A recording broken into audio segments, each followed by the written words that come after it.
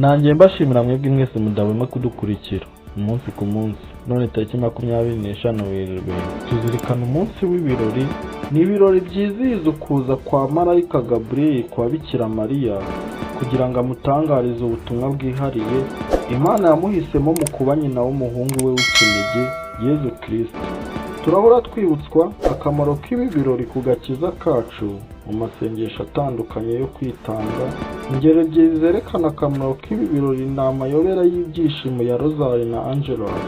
Umunsi mukuru w'itangazo watangiye kwizihizwa kuri uyu munsi mu kinyejana cya 4 n'icya 5 nyuma gato y'itariki yo kwizihiza Noheli wamamaye muri Kiliziya yose.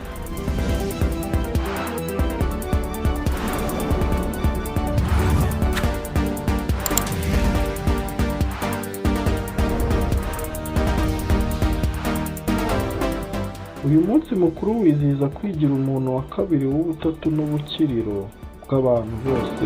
Iyi ngingo y'agakiza kacu yaganiriweho cyane na ba sogokuruza benshi b'itorero kugira ngo bayisobanurire abizerwa no kwerekana urukundo rwimbitse Imana idukunda. Bamwe mu base b'itorero banditse kuri ibi ni Mutagatifu Atanazi, Mutagatifu Gregory wa Nisa na Mutagatifu Augustine.